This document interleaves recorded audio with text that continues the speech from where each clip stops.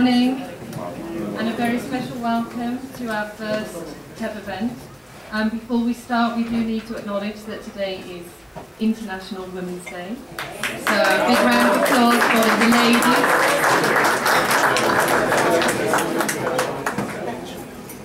So we're very positive it's going to be a wonderful day, a great experience. So thank you to you all for coming. We're very, very happy and excited to be hosting this first event. We have 21 schools participating, 140 participants in total, different people, teachers, heads of department, tech directors and students. We also have 17 conferences happening simultaneously throughout the morning and 4 sponsors. Okay, just to share with you the mission of TEB. I'm not sure if you've seen this before, but basically a group of teachers, group of ICT leaders got together and basically took the initiative to form a group, to form a committee, and make sure that we really took the time to collaborate and share. And you can see here some of the key words in the mission statement. So we're talking about innovation, we're talking about sharing good practice, and learning from each other. And as we all know, students learn better when they collaborate. And so it's wonderful to see all of us here today sharing. And I think I've been in Colombia for over 12 years. We go to conferences, we know each other, kind of. But for me, this is a real kind of event where we've got teachers really sharing good practice. So I think it's a fantastic achievement. So thank you to the Executive Committee. Thank you for making this happen. A real example of teamwork. So congratulations and thank you. Big round of applause for them.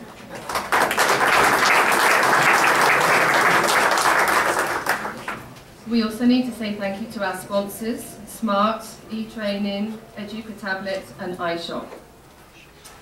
So why are we here? Well, many of us are in positions of responsibility. Many of us are implementing a technology plan or thinking about how to do it, what to do next. But I'd also encourage you to think about the why. Why are we doing this? And why do we need to change our teaching practice? Why do we need to consider different tools, different approaches? And why should we be implementing technology? So the why, I mean, the future of learning, we don't know what it is. But we're here today creating that and making that happen. But we can be certain that it's going to be different. And we need to be prepared. And we need to catch up with the students who are already digital natives. That's the word I was looking for, digital natives.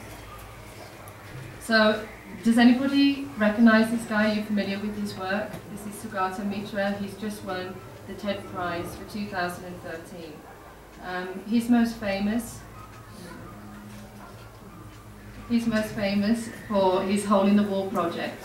So if you're familiar with this, there's a lot of research, there's lots of talks available on the web, but he basically took his project into remote areas of India where he just put a computer there and just to see what would happen. And basically what he found was that students were able to teach themselves. They taught themselves how to search, how to find the information, how to interpret it, and most of it was in English. So they then had to teach themselves English. And then after that, it led to collaboration. So you then had key children teaching each other. Now, he's the couple of quotes I want to mention here. He basically says it's quite fashionable to say that the education system's broken. And he said it's not broken, it's wonderfully constructed. It's just that we don't need it anymore. It's outdated. He has a wish, and that wish is that we design a future of learning, that we don't want to be spare parts for a great human computer. So, going back to the question, why are we here?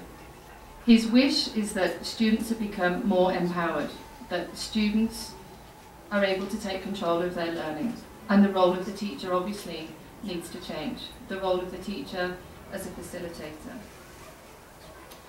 So many of us feel that our classrooms, our schools are outdated. And all of us, of course, are taking huge steps, moving away from this. Hopefully, we don't have classrooms like this anymore.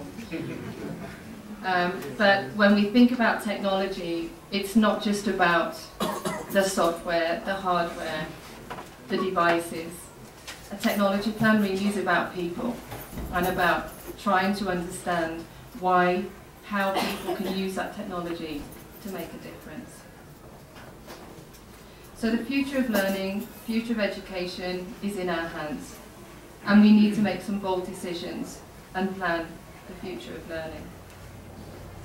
It's a shared responsibility, and we're all here today making that step. I stole this quote from Yolanda, who obviously found it from somewhere else, but this really, it's collaboration. This really summarises, I think, where we are right now at the English school. So to accomplish great things, we must not only act, but also dream. Not only plan, but also believe. I think when we're implementing the technology plan, it can be quite daunting, but it's a journey. We're all at different stages in that journey, and I think it's wonderful that we're all here today to learn from each other.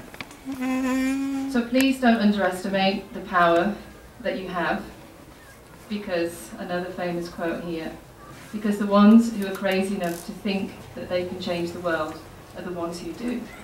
So hopefully you're here today because you feel you can be a part of a positive change.